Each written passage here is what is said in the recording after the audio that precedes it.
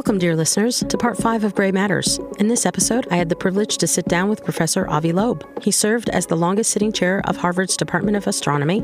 He is the founding director of Harvard's Black Hole Initiative. Professor Loeb has written over 1,000 scientific articles and has written 8 books, including his most recent published work, Extraterrestrial, and his latest work, Interstellar, The Search for Extraterrestrial Life and Our Future in the Stars, which will be released later this year in August. Professor Loeb is the head of the Galileo Project, an international scientific research project dedicated to systematically searching for extraterrestrial intelligence, or ET technology, on or near Earth. Please join us as Professor Avi Loeb discusses with us where and how he and his team are looking to discover proof that we are not alone. Dr. Avi Loeb, welcome to Deep Spinach. We are so excited to have you on the show. How are you doing today? Thanks for having me. I'm doing great. It's a great pleasure to join you. Thank you. I just picked up your book, Extraterrestrial, and I can't wait to get your new book coming out in August, Interstellar. I have it on pre-order. When Jason and I had discussed doing this series, it was because of a show on Travel Channel, UFO Witness, where people were reporting cow mutilations occurring here in Colorado. And we got to speak with one of the sheriffs who was called out to investigate one of those occurrences. So when we interviewed him last fall, we realized there is so much more to the alien visitation phenomenon. And what we started to ask was, what constitutes good evidence? And that's how we came in contact with Seth Shostak.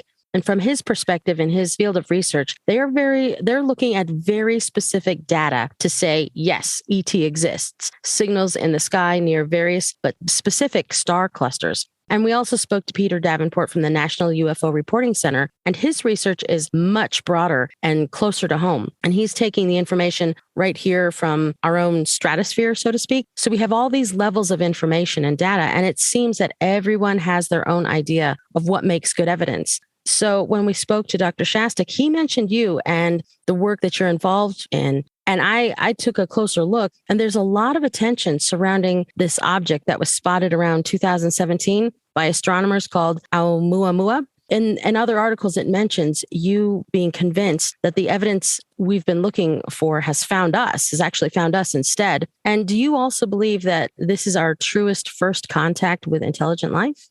It's possible. But first, let me explain what the issue is with the methods you mentioned before. So the approach that was taken for 70 years by people like Shostak is to look for radio signals. And the idea for that came from Frank Drake. He said, we are using radio communication here on Earth. Let's check if anyone else is using radio waves to communicate. That was their idea. And for 70 years, they've been looking for it. They didn't find anything. Now, what I say about that is it's just like waiting for a phone call at home. If nobody is calling you when you're listening, you will not get a phone call. So you have to be lucky, because if someone sent a radio signal, there may have been a lot of radio signals, but most stars formed billions of years before the sun, and the age of most stars is 10 billion years. So what's the chance that at the time that you're looking, let's say for 10 years, there will be a signal? Well, that depends if they want to send you something when you are looking for it. And because the radio signals that were sent 1 billion years ago, they are now 1 billion light years away. They're very far away at the edge of the universe. We can't really detect them. Okay. So what I'm saying is this may sound like a good approach, and they have been doing it for 70 years. And I'm saying, not necessarily. This doesn't sound like a good approach, because when you wait at home for a phone call, sometimes you never get a phone call. So what is a better approach? Is there another approach? Well, another approach is to go out and check your mailbox, because maybe there is a package that arrived in the mail. And for that, the sender doesn't need to be active right now when you're looking for the package. In fact, the sender may be dead. If the package was sent 1 billion years ago and it landed in your backyard, it will still be there. You don't need the sender to be active. So all the spacecraft that we launched into space are moving at speeds that make them bound to the Milky Way galaxy gravitationally. They cannot escape. Unlike radio waves, which are escaping from the Milky Way the minute you send them, those spacecraft that we launched that are propelled by chemical propellants, they cannot develop a speed that allows them to escape from the Milky Way gravity. So that means they're still around. They keep accumulating, just like plastic bottles in the ocean. You know, if you keep sending plastic into the ocean, it keeps accumulating. And so, you know, in 2050, there will be more mass in plastic than mass in fish in all the oceans, because it keeps building up. And the same thing is true for any spacecraft that were launched by the same methods that we are using. They keep piling, any debris in space keeps piling up in the Milky Way galaxy. So it's a completely different approach to search. And it's just like archaeology. You're looking for relics left behind by other civilizations, because we sent out equipment to space. We sent 5 probes. We sent Voyager 1, Voyager 2, we sent Pioneer 10, Pioneer 11, and we sent New Horizons. And all of these 5 will exit the solar system and go to interstellar space. So in 1 billion years, you know, they might come close to another planet that looks like Earth, and there might be scientists there that will detect them. So this is a completely different approach. And to say that we searched for so long for radio waves and we haven't found anything and this says something, no, it doesn't, because maybe most of the civilizations you're looking for are dead by now. So how do we find dead civilizations on Earth? Very easily, we find the relics that they left behind. That's called archaeology.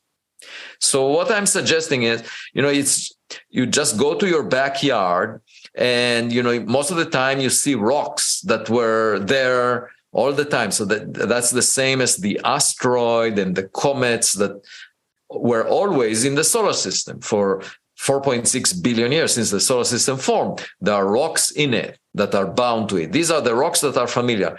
But when you go to your backyard, every now and then you see an object that came from the street, because maybe you find a tennis ball that was thrown by a neighbor. Okay, that doesn't look like a rock. Right. It's something else. So you can tell the difference between a tennis ball that came from a neighbor and the rocks that you had seen all the time in your backyard. And why do I say that? Because the first object that was ever reported, by humans, identified by astronomers to come from outside the solar system, the size of a football field, was this object Oumuamua. It was the first one. And why did we find it only in 2017? Because only over the past decade, we had the telescope that allows us to find objects like that from the reflection of sunlight of them. And so this object was discovered, and then people said, oh yeah, it's just a giant rock, just like we have in the solar system. But it came from another star, that's it. So we can move on. It's something familiar. Okay.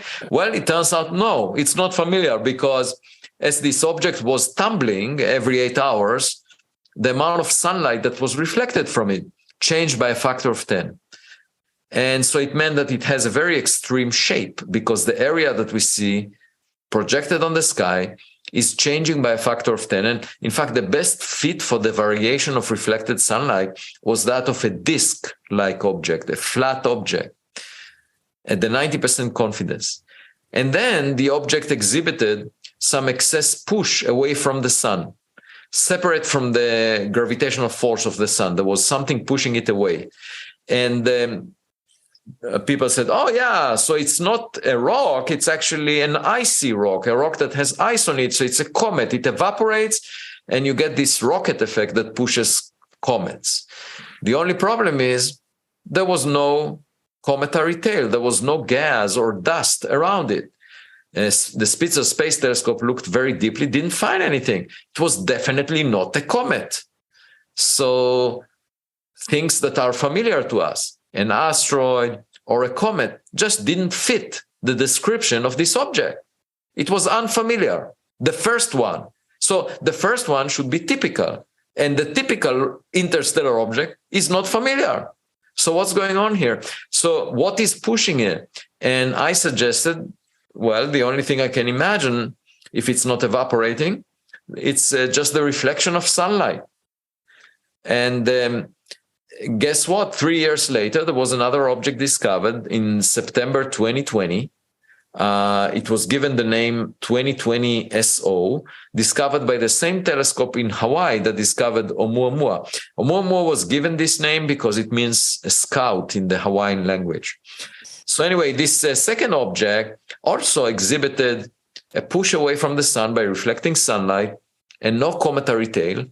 And then within a few weeks, the astronomers, the scientists realized, oh, this one is actually, we can trace its trajectory back in time. It actually came from Earth. It's a rocket booster that was launched by NASA in 1966. And it's made of stainless steel. And it had thin walls. And that's why it was pushed by reflecting sunlight and didn't evaporate, because they're stainless steel. The temperature was not high enough to evaporate it. So here we have an example of an object that we know is artificial because we produced it. And the question is, who produced Oumuamua? Going along that line, that everything at this point that reaches us is at an archaeological level because it may be coming from something so far, so distant, then it comes to stand that any evidence that would be coming, whether it's radar, actual physical evidence like Oumuamua, is a relic. It's not something that is going to be tangible, something that we can actually communicate with. Is that correct? No, if it's functional, we should be able to communicate with it. But it's not everything, because this could have been a rock, okay? And in fact, there was another object that looked like a comet. So there are objects that we know are natural. They are called comets, or that are called asteroids. It's just that the first interstellar object that came from outside the solar system didn't look like them. So it's not like we didn't know that in advance. In fact, the scientists still try to argue that it is a natural object. And that's what I was reading about in the article, that this particular object, I did read that it didn't have a tail, didn't have the same characteristics as something that is familiar like a comet or a asteroid. But I guess I'm just wondering, as people mentioned that Oumuamua is supposedly our first real evidence, I think a lot of people view first contact as an actual recordable communication between species, if you will, rather than instrumentation, as it's implied that Oumuamua is. Right. So we don't have enough data to infer exactly what Oumuamua was, and it's possible that it was a technological gadget. But the fact that it was intriguing implies that we should look for more objects like it, for all the interstellar objects. And actually, with my student, we discovered 2 other interstellar objects that actually predated Oumuamua. One came in January 2014, and the second one in March 2017, both of them before Oumuamua. These were meteors, objects that collided with Earth, and they burned up in the Earth atmosphere. They were roughly a meter in size, and the first, they were moving so fast that we were able to suggest that they were never bound to the sun. They came from outside the solar system. And the US government confirmed that indeed the first interstellar meteor at a 99.999% confidence came from outside the solar system, that is interstellar in origin. And the other thing is the government released some data on this meteor that allowed us to conclude that it was made of a very tough material, tougher than all the other space rocks ever detected, all the other meteors, 272 of them. So it's definitely an outlier in terms of its material strength, at least 10 times tougher than iron meteorite. And the question is, was it a natural object that came from an environment very different from the solar system? Or maybe it was a spacecraft, some artificially made object that, for example, could be made of stainless steel that is much tougher than iron. Mm-hmm. And in order to find out, we are planning an expedition to the Pacific Ocean to collect the fragments from this first interstellar meteor, and hopefully we'll do it in summer 2023. We have the funding for that, and we shall see what we find. It will be the first time that humans put their hands on the material making of an object, the size of a person that came from outside the solar system.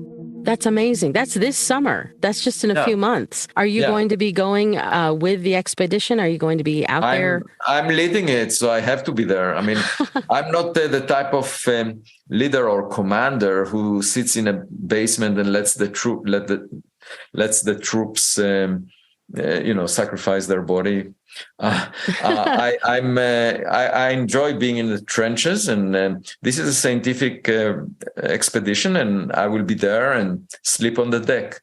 Do you worry about, I mean, this is kind of like a lesser question, but I just have to ask, there's so many things that you see that is, Hollywood and that kind of thing. Do scientists actually worry about anything that could be on such materials that could harm us here on? Oh, no. I mean, when this meteor exploded, it released a few percent of the energy output of the Hiroshima atomic bomb. So it was probably melted tiny droplets, roughly the size of the head of a pin. Okay, so it was really, there was nothing much left of it. It was melted. But what we want to find out is the composition. What was it made of? And for that, we just need to collect some fragments. But it's not as if, there is a chance that anything big was left out of it. So any of the findings that come out of this, do you have to hand that over to the government? Are we the people allowed to learn what new material this is? How will this information be distributed? Well, that's the way science is done. Science is not under the umbrella of government. Scientists have an open channel to study nature. Okay, so when astronomers look at the sky, they don't ask permission for the Webb telescope to look at a galaxy from the early universe, when the universe was young. They don't need the President Biden to approve that. Okay, we can look at the sky and just, see what we find. Okay, in the same way, scientists can look at a meteor that collided with Earth because it has nothing to do with national security, nothing to do with national borders, nothing to do with people, actually. It's just an object that collided with Earth. So it's, no person has the authority to tell scientists what to do with this information. It's just like, science is about exploring nature. And, almost all of the time, we do our work without anyone telling us what to do. Wow. And so as I was reading through some more articles that surround Oumuamua, and there's also a tie with your articles on AI and how standards of ethics are being developed. Are we legally bound as to how we're responsible for its growth and maturing nature? Is all this preparation for sending AI out into the universe on our behalf because we couldn't possibly survive the journey and we're stuck here? As it was mentioned in one of your articles, there's kind of almost a claustrophobic feeling that we can't get beyond a certain point in our own galaxy. Well, so yes, humans were, came to exist as a result of evolution on the surface of this rock that we call our home Earth. And we are not really suited for space travel over long periods of time. It takes light 4 years to travel from the nearest star. And so with our spacecraft, it would take 50,000 years to reach the nearest star. So that's a very long time, and it's just a tad. Not really appropriate to send humans out of the solar system.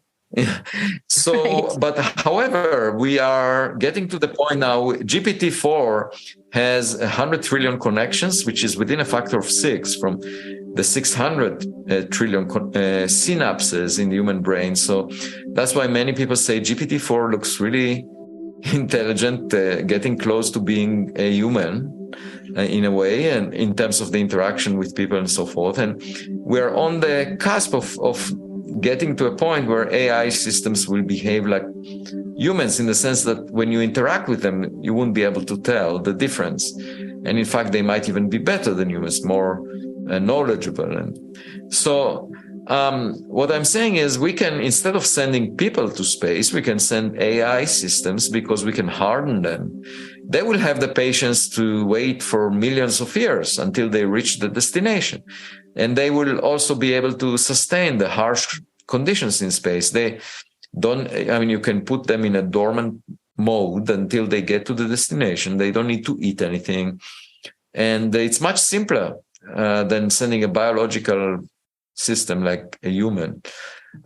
So the way I imagine it is that we will send what I call AI astronauts. These are systems that are completely autonomous. They don't need to wait for guidance from whoever sent them, because the guidance will take a long time. As I said, the nearest star, it takes 4 years for light to travel one way. And for the farthest stars in the Milky Way, it takes, for most of the stars, it takes of the order of 50,000 years. So it's really a very long time. And you don't expect the system to just wait for guidance. So it needs to decide by itself, be autonomous, learn from experience. And we know that the AI systems can do that. So the future of sending things outside the solar system is obviously with AI systems. And if we can imagine it, then probably another technological civilization like ours that predated us simply because most stars formed billions of years before the sun. So their clock started ticking much earlier than for us. And they could have sent those probes already. And the question is whether we have them in our neighborhood. And the only way to find out is to look for them. And that's what the project that I'm leading, called the Galileo Project, is aiming to do. We have several branches of the Galileo Project that we are promoting. One of them is this expedition that I mentioned. Another one is we have already an operating observatory that monitors the sky for any unidentified objects and will classify them. I mean, we have cameras in the infrared, optical, radio, and audio. And so we are collecting all the data from one location on the entire sky and feeding it to an artificial intelligence software that decides whether we are looking at a natural object like a bird or a human-made object like a drone, balloon, airplane, or something else. And then we will make copies of this first system, which is currently on Harvard University property. We'll make copies of it in the coming year and collect even more data. And the third branch of the Galileo project is to look for the next Oumuamua and get much more information about it to figure out what it is and what its purpose is. And so altogether, it's the approach that scientists always take, which is to collect more data, more evidence, so that we can figure out something. And here it's to check whether there are any objects near Earth that they were manufactured by an extraterrestrial technological civilization. In your discussion about the AI, I just have to ask the question, these are all things, technologies that you say that are being developed, but is there anything in existence that actually is a prototype for the AI astronaut? Not yet. This is an idea that I had. Actually, I wrote about it a couple of years ago. I think it will naturally emerge because as of now, NASA sent, for example, the Perseverance rover to the surface of Mars. And this is just a robot that follows the guidance of engineers in Pasadena in the Jet Propulsion Lab. So it has no autonomy. It doesn't make its own decisions. It's mostly guided by people. Mm-hmm. So we haven't yet done what I'm suggesting, sending an AI system, but that's because we're still not there in terms of developing the technology. But I think we're very close within a year. I mean, GPT-5 already, I think, will cross that threshold of having human AI interactions that are as fulfilling as human-human interactions. So at that point, it would be very natural to think about sending it to space. And I very much hope. In fact, I established the Space Corporation where we will consider that as an attractive possibility. It's called the Copernicus Space Corporation. I established it in collaboration with Dr. Frank Laukian. And so this is something I'm very much hopeful we will do in the coming years.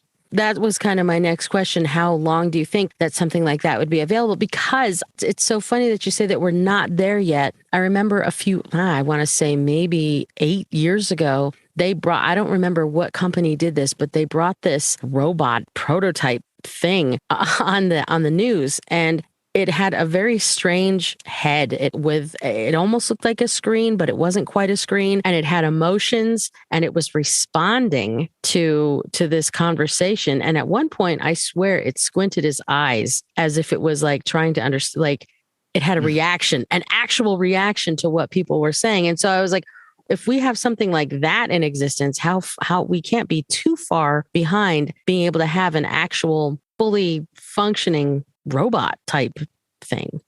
Yeah, I agree. We're getting really close now. I think the coming years, society will have to change, because once you have systems like that can do the tasks of humans, and humans feel that they can connect to them just like they connect to other humans, these AI systems will fulfill many tasks that are currently handled by humans. Then that will transform society, because first of all, we will not need to do these jobs. So currently a lot of people are getting paid for doing these tasks. And I think, instead of us working 5 days a week, we might need to work just 1 day a week or 2 days a week.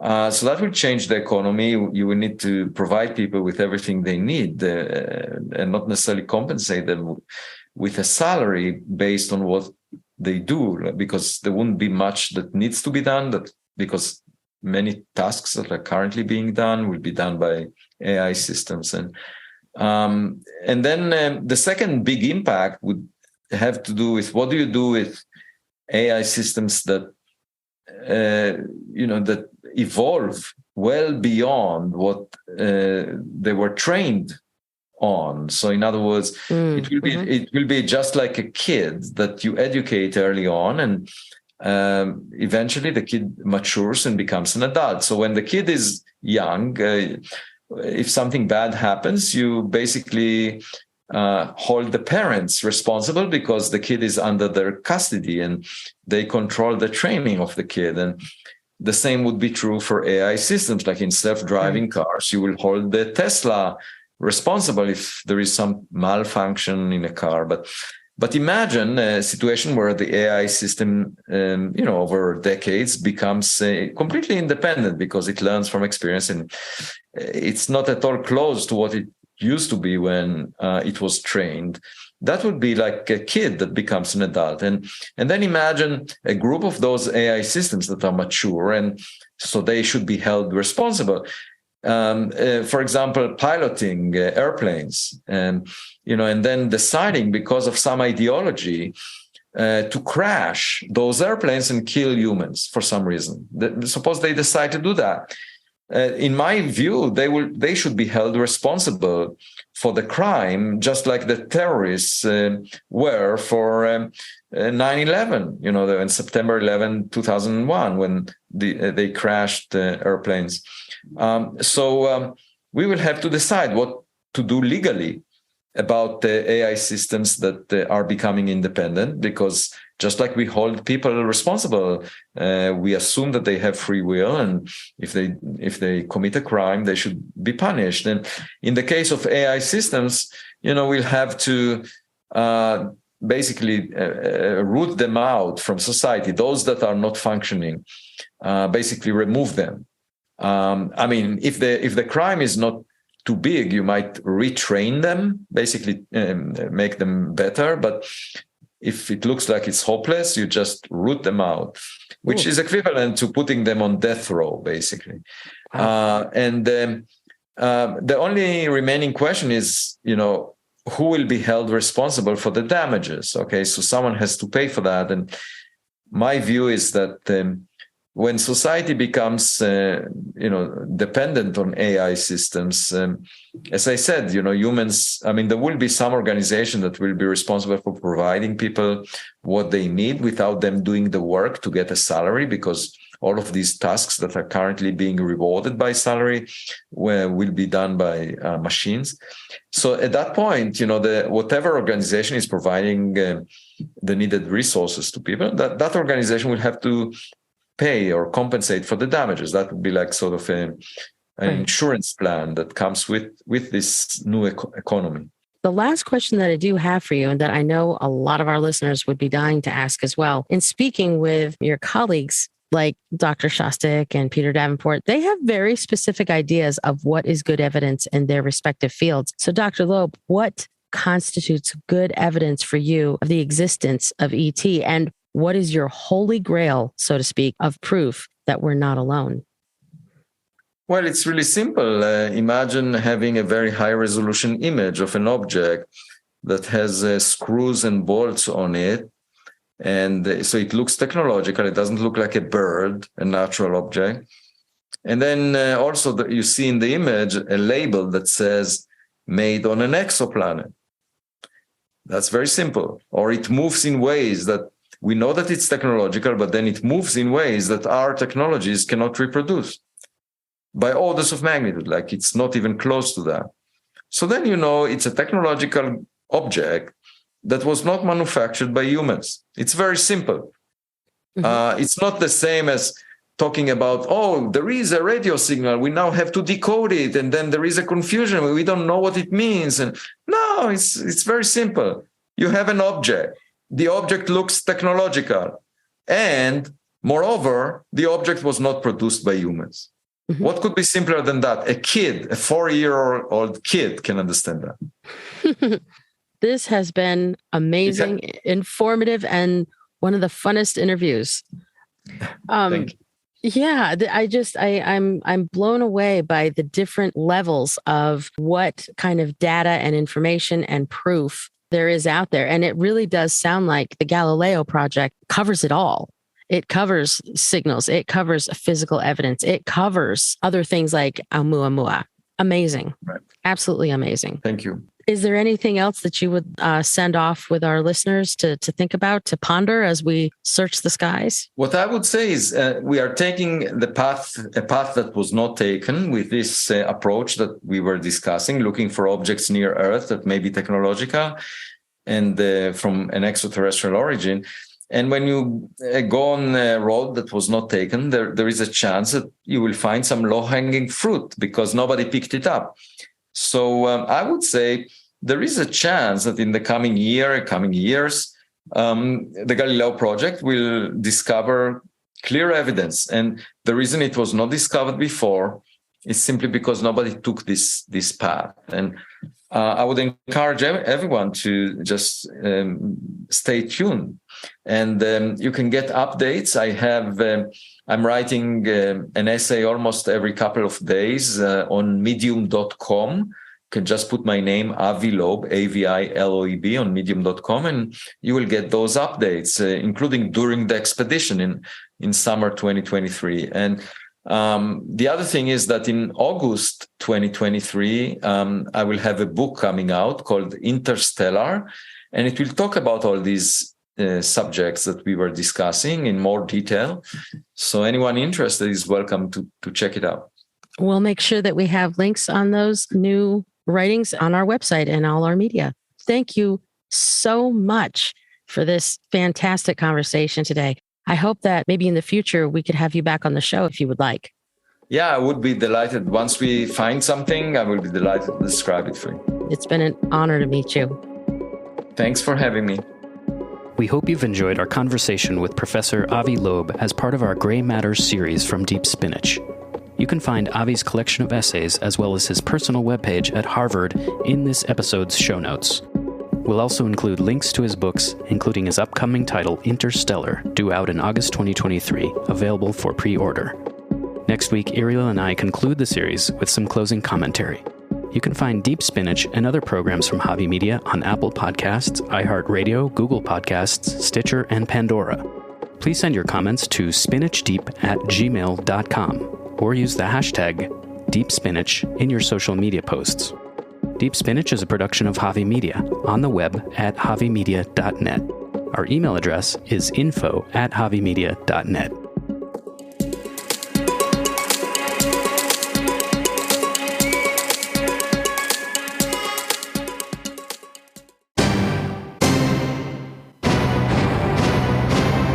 Avi Media.